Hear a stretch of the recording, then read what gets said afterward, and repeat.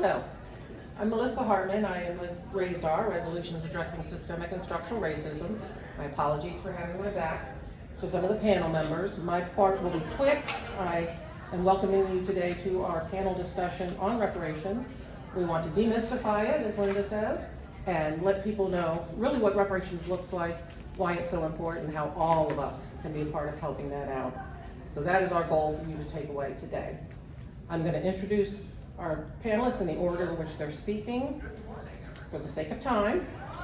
First will be Dr. Linda Mann, a professor at Columbia University and research director for the African American. Would you mind closing the doors first, please? Thank you. For the African American Redress Network. Next will be Ms. Mariana Barros-Titus, a public historian and community organizer with the DC History Center, serving as its first ever community engagement manager. Followed by Ms. Dee Carter, a grassroots activist and lifelong Vienna, Virginia resident. Ms. Tanya Lewis, an activist and advocate for the Brown Grove community. Ms. Octavia Coleman, also affectionately known as Lode, an environmental justice and reproductive health advocate. Mr. Rashad Pearson, who is chair of our RAISR group, Resolutions Addressing Systemic and Structural Racism, as well as a financial analyst with the Marine Force Cyber Command. And last but definitely not least, Ms. E.J. Scott, chair of the Virginia NAACP Economic Development and Justice Committee, as one of her many other hats. I'm Dr. Melissa Hartman, as I said, one of the board members from RAISR, and I will have handouts at our RAISR advocacy table up there at the end of the hallway, so please feel free to stop by there and get more information on any of these issues that you hear about today. And with that, starting off with Ms. Linda. Okay, good morning, everybody. Good morning. I love that. So welcome to reparations is not a four-letter word. By the end of our panel, you should understand the basics of reparations within an international human rights framework and understand how this framework is being enacted in the communities across the U.S. to address historical, racial, human rights infractions. And ultimately, our aim is to have Virginia legislators advance a reparations task force for the congressional year of 2024 in Virginia. I'm gonna just go off the side for a little bit. We talked a lot about rights upstairs this morning. Reproductive rights, LGBTQ plus rights. Let me just say to you that after World War II, the Universal Declaration of Human Rights was implemented to protect people from human rights infractions. Some of what we are talking about today is applicable, but also what's applicable is human rights for Black Americans, African Americans, and people of African descent who have been the recipients of significant human rights infractions since the founding of this country, including enslavement, genocide, inhumane and degrading treatment. Systematic racial discrimination is recognized by the international human rights courts. There's an international body called the International Commission of Jurists that oversees all human rights infractions across the globe, and that includes within the US, even though we like to think that we're exempt from that. So at the very base level, reparations is a means of making amends for wrongdoings. And in human rights context, as I said, there is an obligation to repair, period. In every single solitary international human rights doctrine, there is a clause, the right to repair. Historically, when you think about reparations, you probably think about compensatory, right? You think about the tort model. So if there's damages, you'll receive financial recompense. But really, within the international human rights framework, the UN has looked at full and effective reparations to take a more comprehensive stance. Reparations that are comprehensive have 5 specific categories: satisfaction, restitution, rehabilitation, compensation, and guarantees of non-repetition. So to break that down for you a little bit, that means an acknowledgement and apology, that's satisfaction. Restitution would be giving back, like Bruce's Beach in California.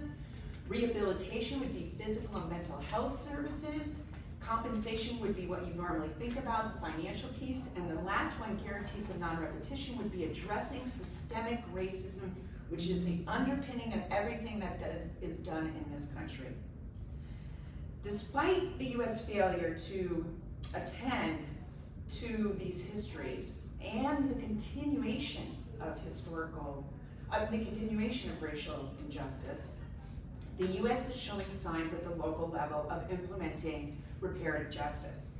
This new wave actually started in the 1990s, and it's been global. You could go across to the Netherlands and to Spain. You would hear similar efforts at the local level. In 2019, the organization that I helped co-found out of Columbia University and Howard University, the African American Redress Network, started doing a landscape analysis to understand what this looked like within the US.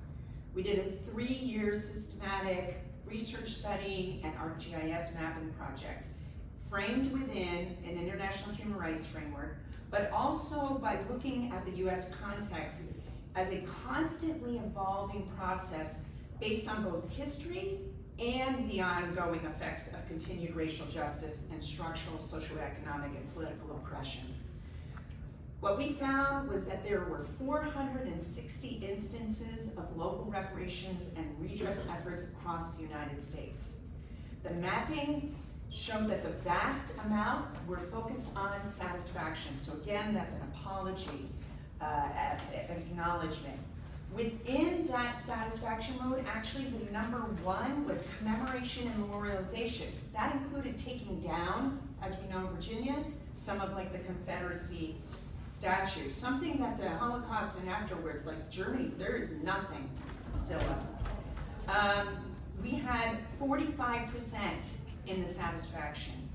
Geographically, the majority of redress efforts happened in the South Atlantic. That includes Virginia, contained 155 entries at roughly 33% of all the efforts in the United States. Within this region, guess what? Virginia actually undertook the greatest number with 46 documented efforts, accounting for approximately 30%. Compensation in the current entries occurred in local instances, but most commonly were found in faith-based organizations.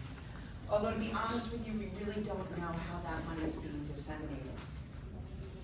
So what I hope that this panel does, because what we've done is assemble an incredible group of individuals who are actually implementing reparations at the local level and making change in their communities, is that you will not think of reparations as a 4-letter word, and you will encourage your legislators to advance reparations task force to look at the repair, because what the statistic shows is that there is no other way to make up for the 400 years of disinvestment in communities that are African descent or Black Americans, unless we actually do structural changes to the systems that exist in our country. So please consider that as we turn to our first panelist, Mariana Titus.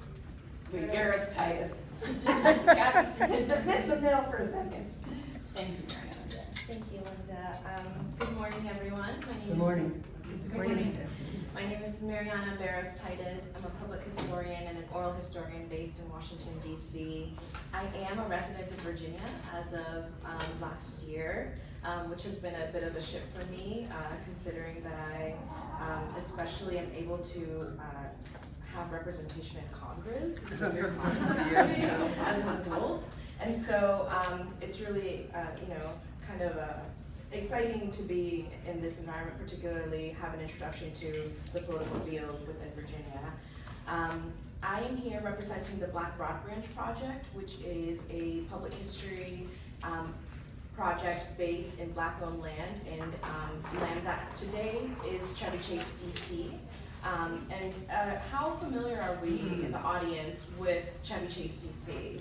What comes to mind when you think of Chevy Chase, DC? Rich white people. White. Yes.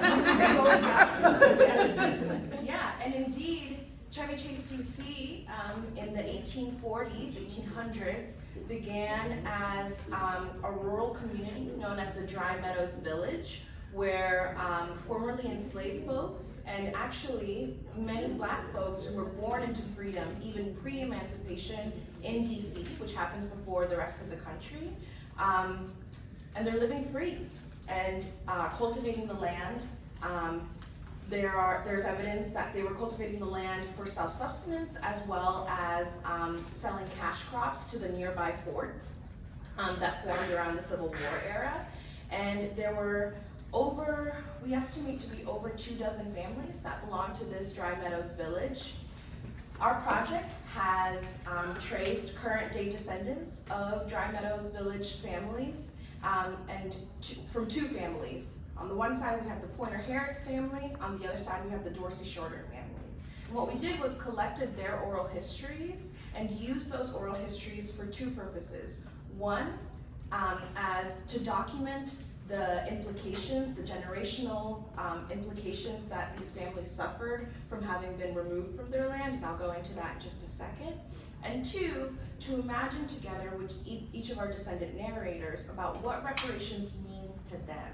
And we use their definition of reparations to build a strategic plan from that. And what is it that we're seeking reparations for? So, as I mentioned, the Dry Meadows Village was established as far back as 1840s. And continued to thrive amongst what was then historic Washington County. So the Washington, D.C. that we know today, that is densely developed, full of different neighborhoods and subsections. Beginning in 1790 with the Residence Act of Washington, D.C., it's established in what was really a rural farmland. The Diamond of Washington, D.C., or the original Diamond when it had Alexandria, the main city of Washington, the federal city of Washington, was contained to what we know as the L'Enfant Plan. And the borders were Florida Avenue on the north, Georgetown on the left, the Potomac River, and then the Anacostia River. That was really the federal city of Washington. Everything else within that diamond was known as historic Washington County. And Washington County served as really a relative haven away from the racial codes. Well, first of all, enslavement for many black folks, but around in the years leading up to the Civil War, and especially after the Civil War, there's a huge spike of population in Washington County, and a large part of that is folks fleeing the Deep South, coming to DC because it's seen as this sort of opportunity for liberty and freedom, and populating a lot of the Washington County. And how do they start making a living? A lot of the time it's going back to their roots, cultivating the land, and doing that again for self-sufficiency and for economic opportunity. The Pointer Harris and the Dorsey Shorter families have a very unique experience in that they have two ancestors who are intricately connected to the city, to the history of Washington, D.C. that we know today. On the Pointer Harris side, we have Captain George Pointer, who's the original ancestor. He was born enslaved on the Wallace Plantation in today's Montgomery County. And at the age of 13, began to be leased out to George Washington's Potomac River Company. And through that, was allowed to keep a portion of his salary and bought his own manumission that way. On the other side, we have Caroline Brenham. She is the ancestor for the Dorsey Shorters. She was actually what was known then as a dower slave for Martha Washington. And she was at the bedside of Martha Washington and George Washington when they both passed. Upon her death, she gets sent to Arlington House under the proprietorship of George Washington Parke Custis, who's the son of Martha Washington, and for all intents and purposes, the adopted son of George Washington. And she goes on to bear 2 children of his. And her children's children end up buying property in the Dry Meadows Village. So we have 2 instances of these figures historically really underknown, but tied into sort of the beginning and the genesis of what we know to be the history of Washington. And so again, what we did was we traced down the descendants today, and we asked them, let me back up here. They lived on that land from 1840 until 1929, when through the process of eminent domain, they were forced to sell their land to the federal government for the purposes of building Lafayette Elementary School, which remains at the heart of Chevy Chase, DC today. And while it's no longer segregated, it is, by nature of the legacy of segregation and enslavement, continues to be predominantly white. And so we documented their histories, we asked them for their definitions of repair, and we came up with this model that we called the ACE model: acknowledgement, compensation, and education. And each of those categories have individual actions that aim to address the categories that are set by the International Commission of Jurists of satisfaction, not guarantees of non-repetition, compensatory, I'm missing two of them, rehabilitation, etc. And again, one thing that I want you to walk away with today is twofold. One, when we're thinking about repair and reparative efforts, if the community that has been harmed by the dynamics that you're hoping to address is not at the heart of defining what repair looks like, then you're starting it wrong from the get-go. On the other hand, when we're thinking about reparations, to really, especially in the US, to think outside of the tort-based model, which really focuses on compensation, and to think of the ways in which acknowledgement, historical narratives, that education about the spaces that we're navigating, that those have a role in creating the political momentum that is necessary to then go about compensatory efforts, legislative efforts, etc. So I think that's all I have time for today, but I'm happy to answer any questions if there are. Hi, I'm Dee, and as a grassroots organizer, it isn't always possible or even necessary to work in a group, but it is important to get support from others to influence one of those or have power to make the change.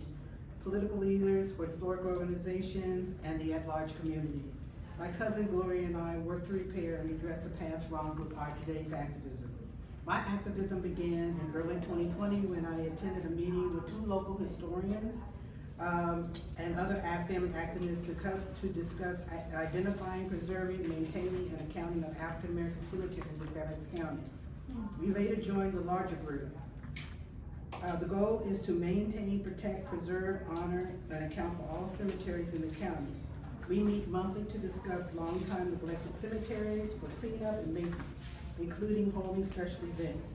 The organization is in discussion to establish a consortium for all cemeteries located in Northern Virginia. The future plan is to lobby the state legislatures for cemetery preservation from developers and home builders. Our next activism was Freedom Hill in Vienna. This public park is owned by Fairfax County. It was brought to our attention by a local historian that the park was originally the home of our indigenous ancestors and was actually part of a body of land that included 50 acres that she owned in the 1800s. The land where the park is located was a village of whites, blacks, and indigenous people, and a very thriving agricultural community. We worked with the Park Authority to recognize the place of inhabitants. There was often pushback by some of the park representatives and individuals denying the research we found, denying the acreage that she owned, but through our own documented research, we were able to counter with the facts. One very interesting piece of information we discovered was that one of our ancestors was a spy for the Union Army during the Civil War. With these discoveries, we worked with the park representatives to erect two signages, telling the story of the village and of our people, and the spy Lucy Carter. The next activism that we did was the Carter Family Cemetery, which is located in Vienna too. It was established in the early 1800s or earlier. Through my genealogical research, I located the cemetery in Vienna near Tyson's Corner. During research, I documented maybe 60 or more graves, including babies. The only grave still standing is our great-great-aunt, and it's in dire need of repair. I also discovered the cemetery has been neglected for many years with dumping of grass and trash, as well as debris from falling limbs. I was upset with the cemetery condition. After the Freedom Hill celebration we had, I spoke to our elected official and showed him the damage. We told him that the home builder of Denver, Colorado owned our family cemetery, and then I wrote letters with photos showing its condition, as well as our demands: clean up, restore, and return the cemetery to the Carter family in a trust. As of today, no response.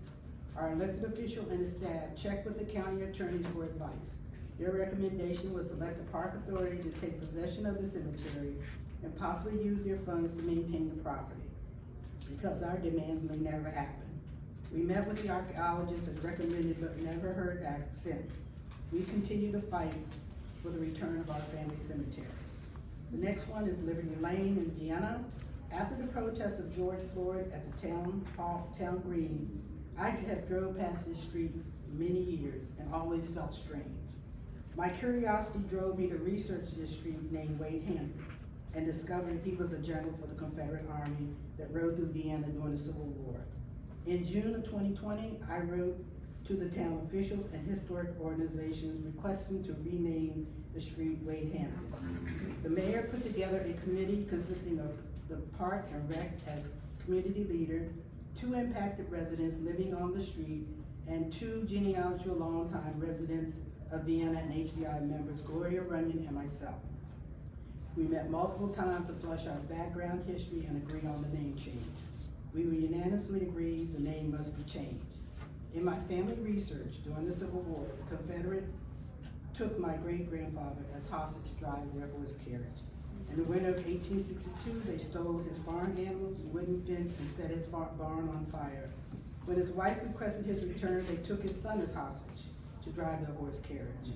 When the war was over, he filed for restitution for destruction of his family farm, only to receive half of what whites received. We also found documents that during the council session in '62, the council met with the citizens without knowing, renamed the street after his 100th anniversary in honor of Confederate General Wade Hampton as his army raided Vienna. Each committee member provided recommended names: continuation of Roland and Lewis Street, Carter and Liberty Lane, and we strongly recommended that the council rename the street Liberty Lane, and they did. It correlates with the celebration of Liberty Amendments Month, honor the Statue of Liberty, as well as a unifying name for the town citizens. In April, Gloria and I were honored with the highest award that the mayor can give, and that was a mayor award. The last one is William McKinley. He is a cousin of mine. I requested that they rename his library after him.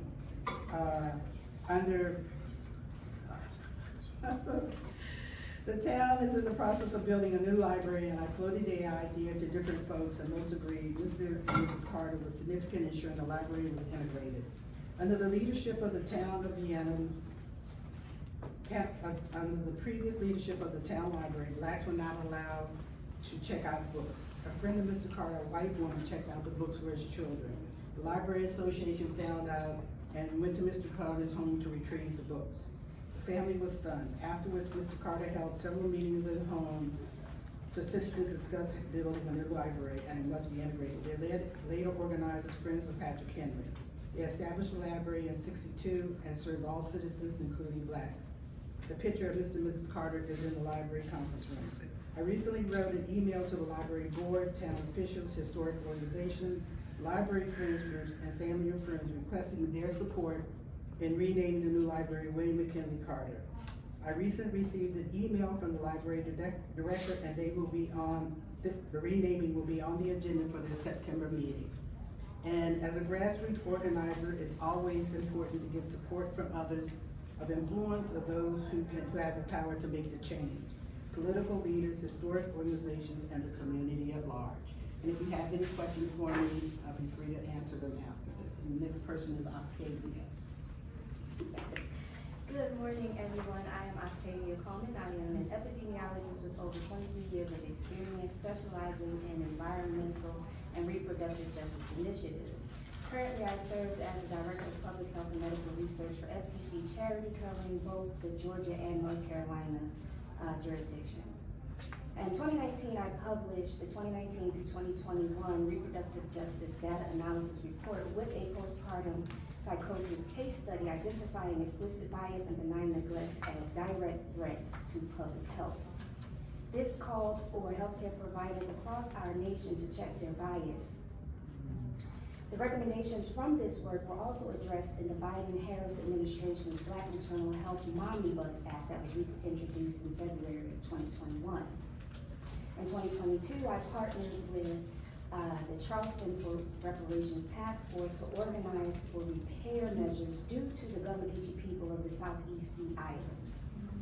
Our work together gave birth to our Political Literacy Kwanzaa series, where in a 7-part series, we analyzed the 10-point reparations, or the 10 repair points from NARC, and aligned that with the 7 principles of Kwanzaa.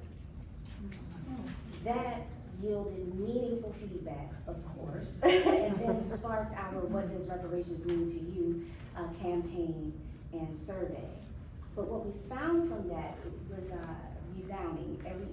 Almost each session maintained that reparations is not a minority effort, meaning that for historical precedence, relativity, accuracy, it must maintain that, repair is done for American descendants of slavery, et cetera, et cetera. Councils that are established should also represent American descendants of slavery. So we should see that in that representation, and then that work should be done with the descendants of American slavery. So that is something that historically we found that we may have dropped the ball. We may have formed councils for repair, but we don't see any representation, and then that representation is not necessarily following through with the proper demographic. Oh, and also NARC is the National African American Reparations Commission, just in case we weren't clear on that. This summer, we are working with, I have 2 student interns, and we are doing a research project for the repair of mental and physical health care inequities to the descendants of American slavery in support of a reparations bill. Of course, we defined several definitions, but one obstacle that we are overcoming now is qualifying mental and physical health care inequities.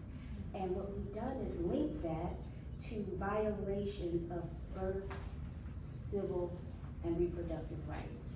They tend to overlap each other, over and over and over again, of course. So of course, we know our birth rights, the rights we have as humans from birth, civil rights, the rights we have as citizens in this country, but what are reproductive rights? Those reproductive rights are to maintain personal bodily autonomy, have children, not have children, and to birth the children and raise the children that we have in safe and sustainable communities. That part right there can be applied to every aspect of mental and physical health care inequity, okay? So we have some stats, right? Because again, if we're qualifying this, how do we build the claim? To build this claim, we can look at where Representative Joe Kennedy III mentioned that Black women are 243% more likely to die due to childbirth-related instances. We can also look at 63% of all of those childbirth-related deaths are preventable. So we're talking about over half preventable.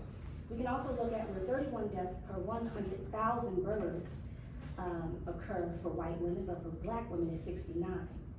So in every aspect we see where Black women are disproportionately, and it's not even a disproportion, I think we have to find another word, because it's not even disproportionate anymore, it's bigger than that, right? If we're looking at our infants, the post-traumatic stress disorder or post-traumatic slavery disorder, which the latter is a term coined by Dr. Joy DeGruy, we see that Black infants are dying over double, over half, more than half, over every demographic. So we have 11.7 for Black infant deaths, we have white infant deaths at 4.6, we have Hispanic infant deaths at 5.2. So either way, no matter where you slice it, we are more than doubly more than everyone, right? So now we're looking at genocide by another name, right? Across our nation, disenfranchised families are experiencing the highest healthcare inequities.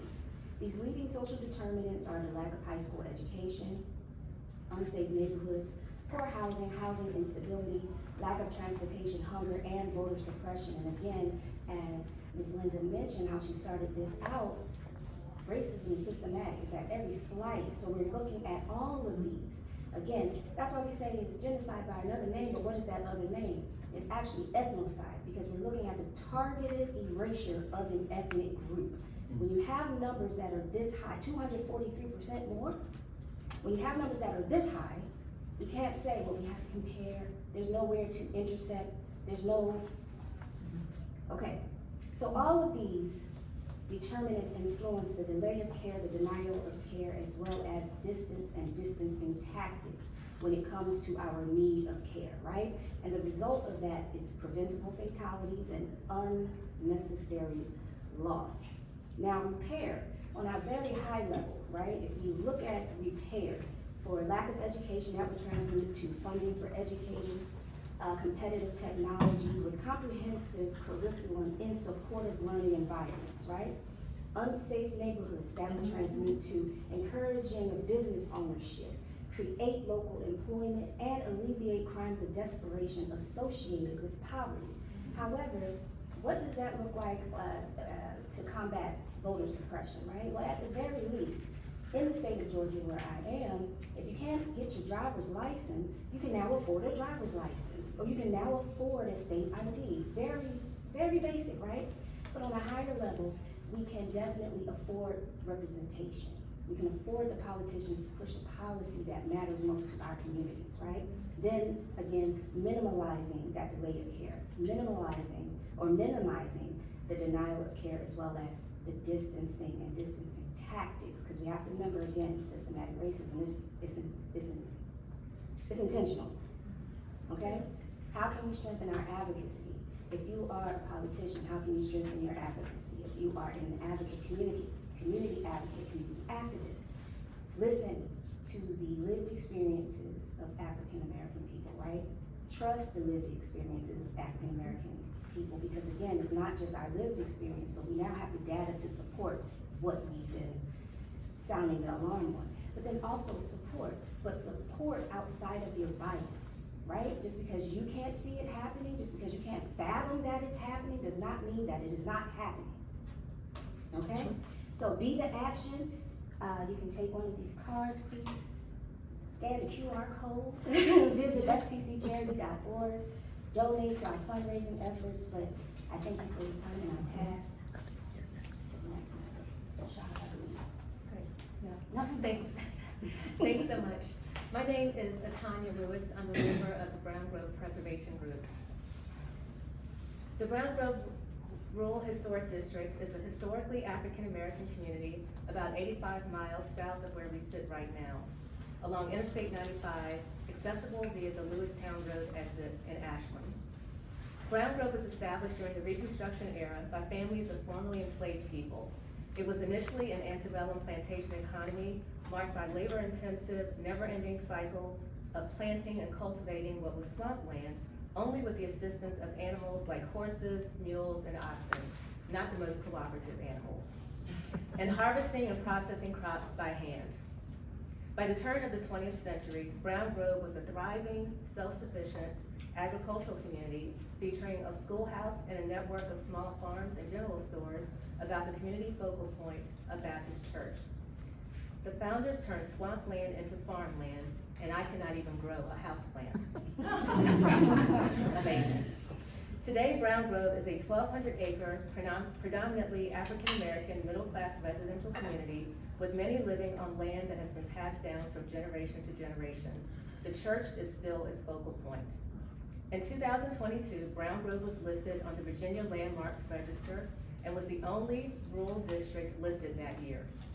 On April 27th of this year, Brown Grove was designated a National Historic Landmark. Despite Brown Grove's rich history, the community has been targeted to bear the brunt of the burden to achieve the industrialization aspirations of county officials going back to the 1950s. Here's some evidence of repeated harm. In the 1950s, when Interstate 95 expansion was planned, officials chose to build it through Brown Grove, which was an, quote, insignificant, end quote, community in their eyes, splitting it into two sections. There's a 24/7, 365 major truck stop that sits at the Lewistown Road exit, an industrial air park, a municipal airport, a 233-acre construction and debris landfill, a concrete plant, what was an abandoned gas station that we suspect was not properly remediated upon closure. This gas station has recently reopened. Lastly, due to start operations likely this week, there is a 1.7 million square foot Wegmans grocery distribution center on 200 acres across the road from the historic Brown Grove Baptist Church. That distribution center is the size of the nearby Pentagon, or approximately 30 NFL-sized football fields.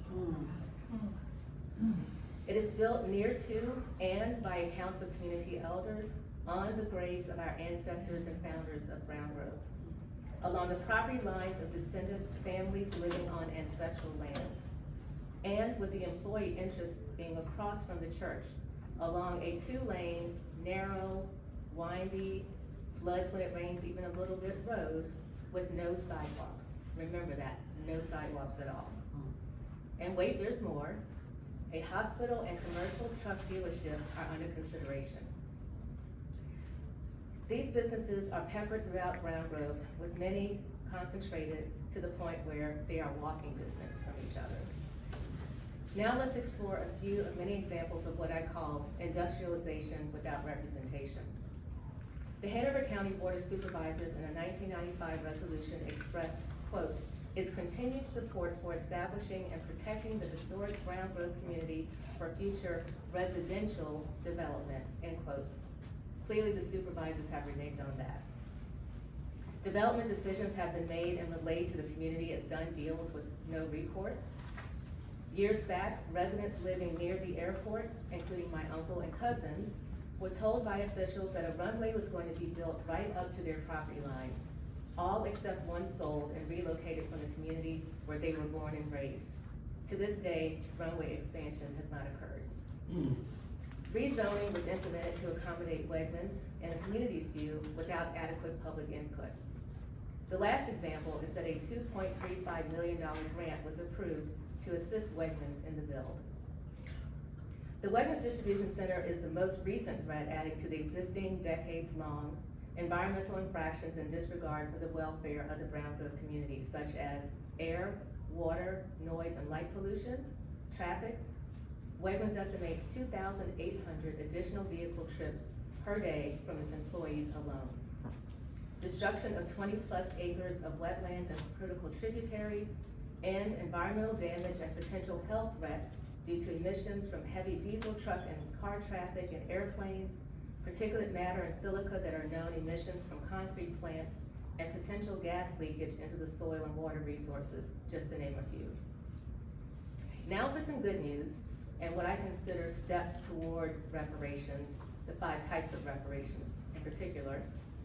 Brown Grove residents are being heard and consulted by county officials to provide input on matters that may impact the community and county prior to decision making. Pleas to county officials to deny the landfill's initial petition for expansion were heard and the permit was denied.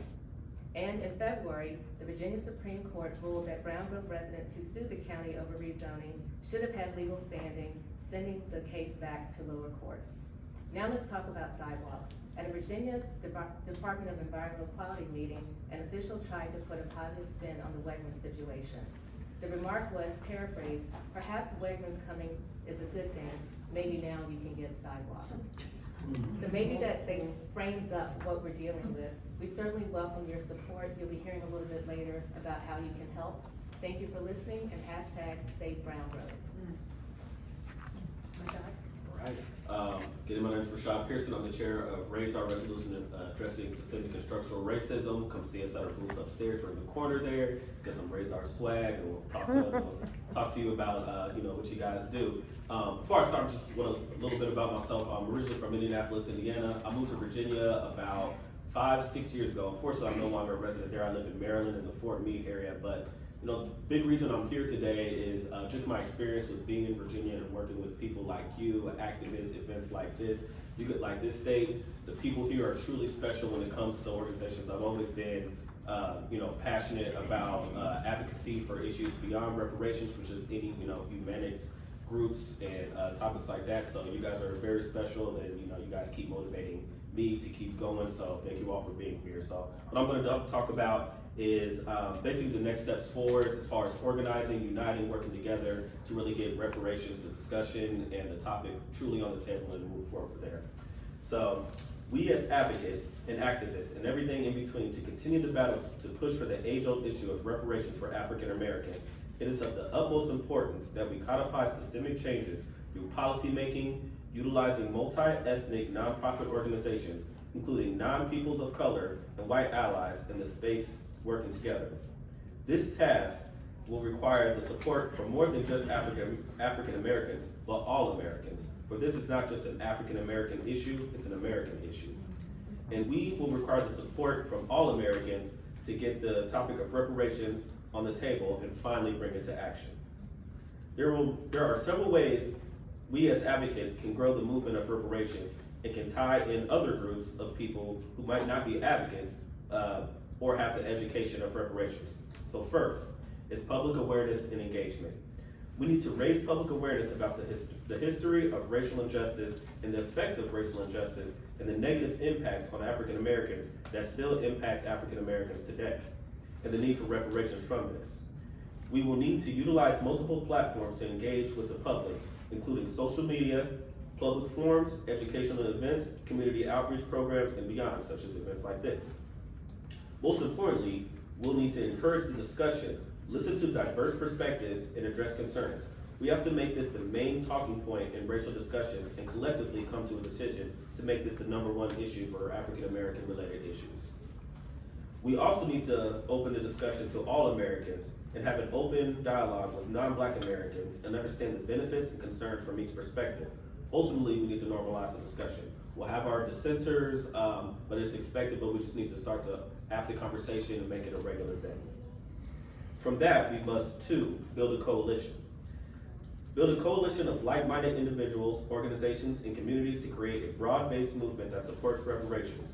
Collaborate with civil rights organizations, academia, grassroots activists, and other stakeholders to share our goals. This can be done with several methods of either multiple smaller organizations working together for this cause or combining and creating a bigger, reputable, and united organizations. Think organizations like SNCC, Black Panthers, Poor People's Campaigns, or more modernly, NAACP or Black Lives Matter. Remember, uniformity is key. Uniformity in drive and especially the message. It's also very important to collaborate with experts. We want to seek input from experts in relevant fields such as economics, law, sociology, and history. Collaborating with experts can help refine our policy proposal and address potential challenges and provide credibility to our efforts. From this comes the next step, #3, developing a policy proposal. We'll work on developing a well-structured policy proposal for reparations that address specific needs and challenges faced by African Americans. Consider various forms of reparations such as financial compensation, community investment, educational opportunities, and criminal justice reform. Again, it is of the utmost importance that there is an agreement made with all reparations organizations and advocates that the message is the same and united. It will hurt the cause if we deflect from one another if there's hundreds of different proposals. So an organized, united, concise proposal to continue the push is very key. Last step to put the solution to reparations is 4, strategic legislation. We want to work with lawmakers to draft and introduce legislation that supports reparations. This legislation should outline mechanisms for implementing reparations, including eligibility criteria, funding sources, establishment of oversights, committees to ensure accountability. From this, we must hold our legislators accountable to this, meaning financially supporting and voting. This has been an issue with African American centered legislation for a long time. There's always promises made, but very seldom delivered after the campaign trail and being elected. The only way to hold our elected officials accountable is to withhold financial support or votes if necessary, if there is no effort in delivering on what we advocate and what is promised. Our actions have to be more than words. Our true power lies in our pockets and in the voting booth. So it is important to be vocal about our qualms if no policy is pushed from our legislators. These are just the beginning steps for getting reparations on the table that have been awaiting action for over a century, really a century and a half. However, we have to truly give an effort to make this start. The fight for reparations from slavery should not be an issue that our kids have to pick up. We cannot fail and let this go by the wayside like the generations before us. Can we no longer sit around and continue to have African American descendants of slaves bear the burden from the atrocious effects of slavery and Jim Crow? Reparations is the main igniter of true equality and equity for all Americans. And frankly speaking, as a Black American, there would be nothing more than I'd like to have this invisible scar on America for reconciling the past wrongs and legal, systemic, and oppression of racism and slavery from Jim Crow to be ended. This won't end racism or make things perfect, and that's okay. We can't control what's in people's hearts or minds, and of course we can continue the fight to end racism on an individual level. But we can legally and legislatively right the wrongs of the past of America when it comes to reparations. And thank you all for your time. And DJ will close it out. Thank you. We hold these truths to be self-evident, that all men are created equal, that they are endowed by their Creator with certain unalienable rights. Among these are life, liberty, and the pursuit of happiness.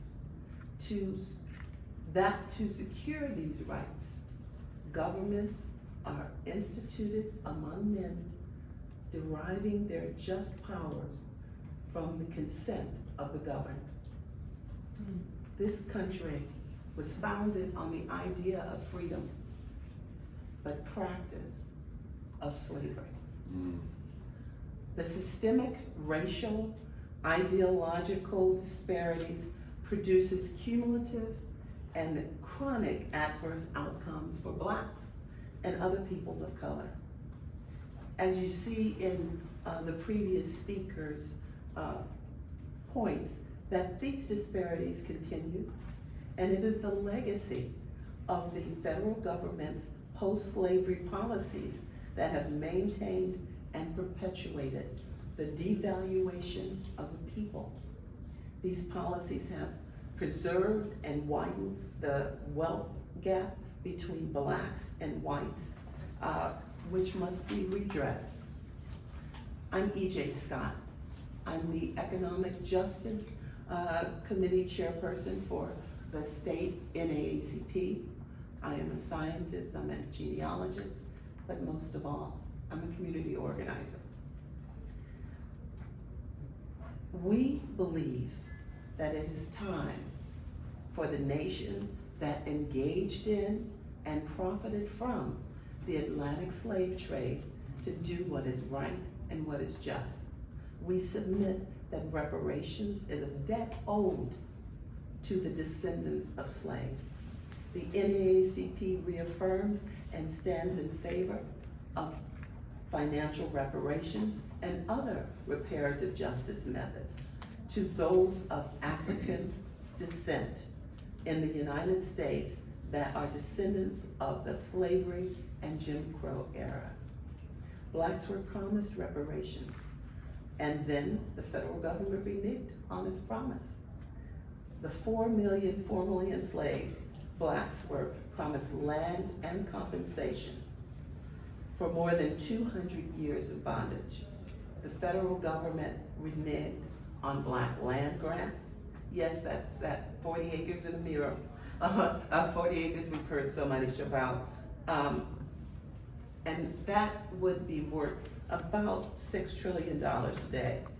And at the same time they were reneging on Black land grants, they were offering 160-acre tracts for the Western Territory, and that was given to 1.6 million white men who were citizens or not, it didn't matter, to settle that Western Territory.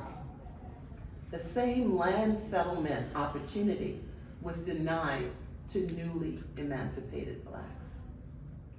It is time for the United States of America to represent the ideas of the just and moral nation it professes to be.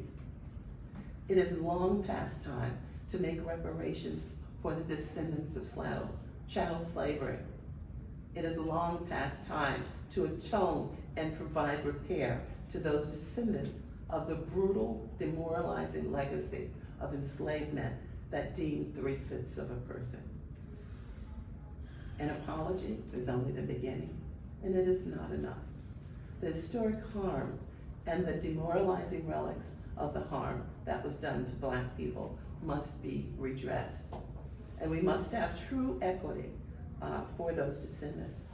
The NAACP's position on reparation was established in 1991 and embodied in H.R. 40 by the Representative John Connors that demands the United States government take immediate action to commence hearings to establish a congressional commission to examine the issues of reparations for descendants of enslaved persons of African descent. The commission will study and recommend compensation programs and compensatory reparation policies. Given the Commonwealth's extensive history of injustice and discrimination, until then, we in Virginia demand the same of our legislature be established. We have called for the use of tax profits from the state's legal cannabis sales to help fund state reparations. Although the subject of reparations for slavery have been politically weaponized, we know that the U.S. has given reparations to many other groups for American harms. If an American has been harmed through no fault of their own, the government will step in and make them whole. It's done for natural disasters, for veterans, the families of the 9/11 victims were given reparations.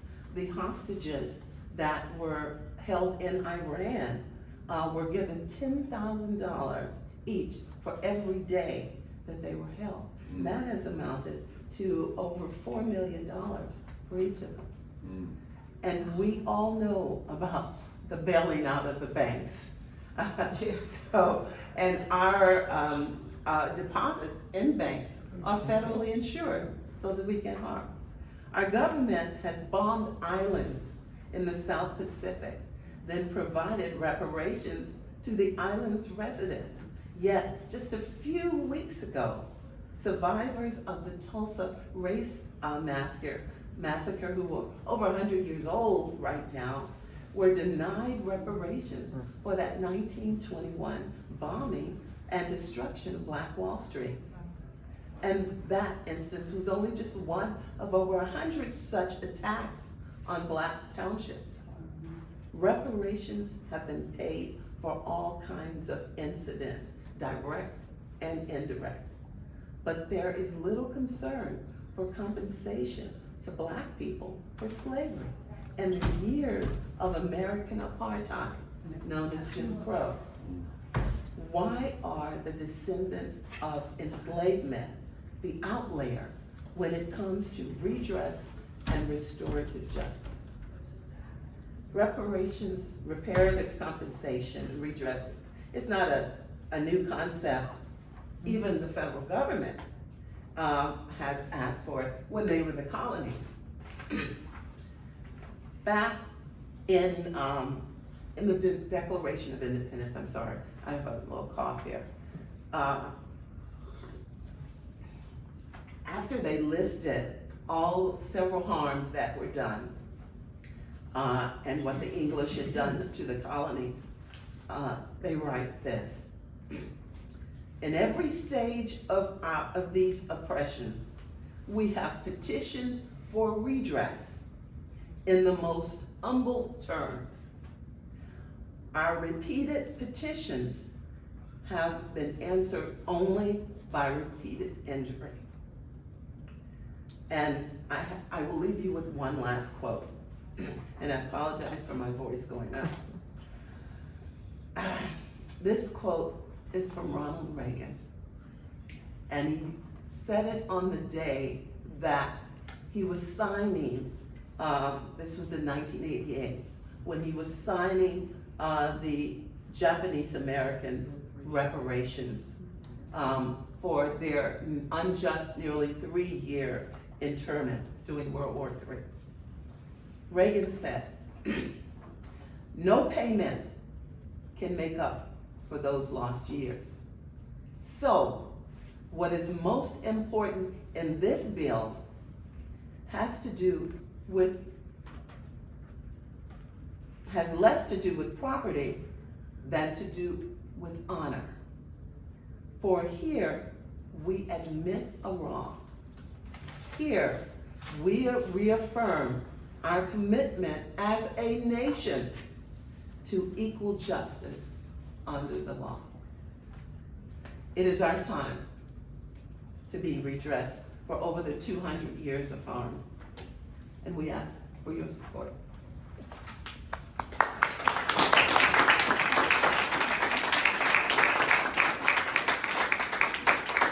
Thank you for this wonderful panel. We have a couple of minutes left. If you have a quick question or two you want to ask, we also will have some of them at the raise our table with information. So is there any quick question? We have like 3 minutes. It's a lot to take in, I know. Yes, ma'am. What do you suggest that we do to help with the move to get taxation from the cannabis market? Well, that is going to have to be talked about. Talk to your representatives, that you believe that this is a step in the right direction. It's not the only step that needs to be taken, but it is a positive step in the right direction. It's certainly, we all know that it is blacks who have borne the brunt of being jailed and even killed for marijuana or drugs. So why don't we use some of those profits to help do some of the repair? Thank you. I'm just gonna respond quickly. In Evanston, Illinois, which passed housing reparations for discriminatory policies in 1920, that is how they ended up supporting their reparations. So they pointed out this harm, gave $25,000 for housing mortgage, now it's just cash payment, and the funds came from the cannabis taxes. So the legislation needs to go through to do reparations, and then here's a way to fund it. And you have one more back there? Yeah, I think one of the things, I fully support reparations, and I'm Gullah Geechee, and incredibly proud of it. I took my family to visit, as I take all my young children, because I want them to know our culture. When I go to Edisto Island and Wabala, my family still has the land that we had in 1899, that's in my name. But the people, the white folks in that area, they're on our family land. Right, Edisto Island was back in the early 1900s, 95% black. And the treatment that I got when I was there, I mean, it's like I didn't exist. They pushed me, they were horrible. I just want white folks to know, this is our land. Yeah, you have it now, but I as far as reparations for me, it's education, because I'm so tired of the ignorance. And so I hope you are all successful, but mostly what I hope is that people know that this country was built on my family, and I want the respect, because I am their wildest dreams, and I will become some people's nightmare. But that's what I want. I just want the education out, and there just is none. People don't know what they're looking at when they go to these plantations and things, because they're told, oh, you know, the slaves were happy. No, they wasn't. You know, so that's my thing. Is just about the education of it all. Being completely whitewashed. I think to that point too, you know, EJ, you brought up the inalienable rights that were really at the foundation of us wanting to claim, you know, liberty for America. And that concept is actually derived from John Locke, and his definition of inalienable rights are life, liberty, and property. And so property then became the pursuit of happiness. But it is, you cannot decouple property from, and the right to do with your property what you wish, with this, like, the liberty, the idea of American liberty. And we see it in Rockbridge, we see it in Brown Grove, we see it in the Gullah Geechee Islands, that the denial of Black Americans to do with their property what they wish is the root of everything else. And so when we're talking about, again, like addressing systemic racism, addressing the need for repair, it has to be comprehensive to include all of the symptoms that come from that original sin, but it has to also go back to how are we creating opportunities for Black folks in America to own the property that that they have the right to own on the one hand, and to recognize that the world that we're navigating in has always come at the expense of Black Americans. And I think we have time for one more question before we get kicked out of the room. I saw one more hand. Oh, sure. Yes. I wanted to know, Marianne, so is your organization publishing your findings, and what are the neighborhoods that you, just a quick, that are next on your?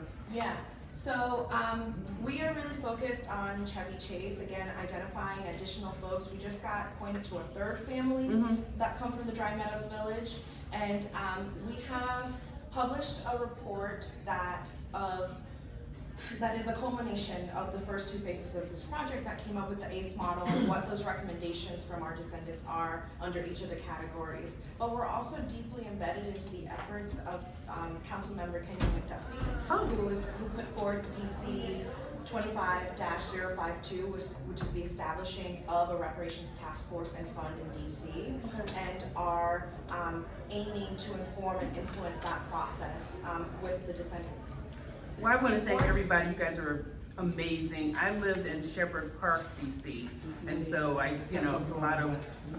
Before you go, just conceptually put in your head, so since we finished our mapping, we know that there's another 90+ efforts at the local level. So as many as Black Rod Ranch and Vienna and Fairfax and Brown Grove, as you heard today, there are almost 600+ local efforts trying to deal, let alone municipalities now that have passed reparation task force, but there's 19 that we know of cities that have passed reparation task force: Asheville, Providence, Boston, Denver, Kansas City, Missouri, Sacramento. Okay, I could list them all.